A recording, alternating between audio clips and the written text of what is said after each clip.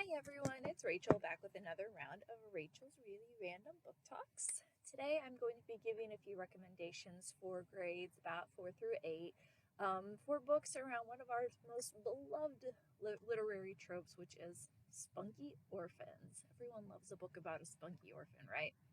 So the first book I want to talk about is The War That Saved My Life by Kimberly Brubaker Bradley.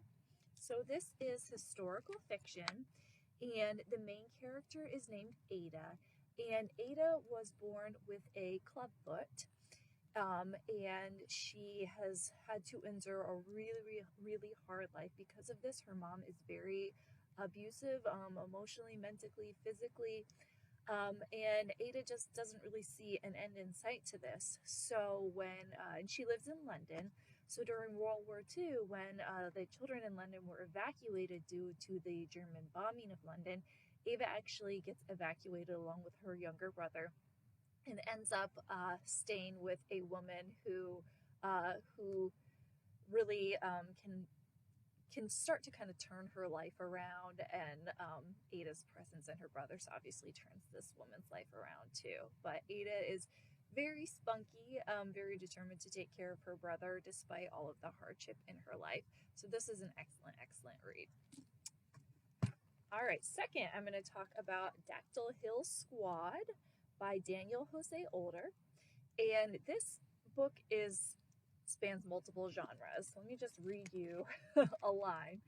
It's 1863 and dinosaurs roam the streets of New York as the Civil War rages between raptor mounted armies down south. So this takes place in a kind of alternate universe back during the Civil War, where dinosaurs never went extinct, and now we are using them in this Civil War against North and South. Meanwhile, against this backdrop, there is a group of orphans from an orphan asylum who set out to rescue some of their other friends who had been kidnapped by an evil magistrate. So it's the first in a series. It's pretty fun and very different than anything you've read before, guaranteed.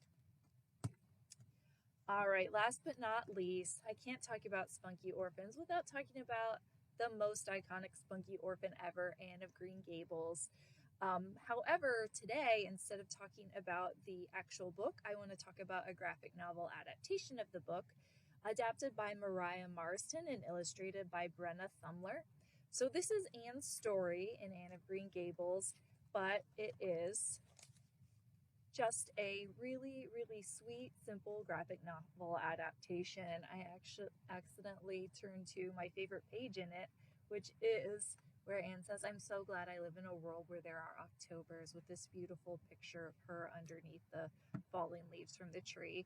So if you're an Anne of Green Gables fan, this is a really fun way to re-explore that character. And it's also a great introduction to Anne of Green Gables to people who maybe think that those thicker books they're not really ready for yet. So that is it for me today for Spunky Orphans. I'll be back next week sometime for another round of Rachel's Really Random Book Talks. Bye!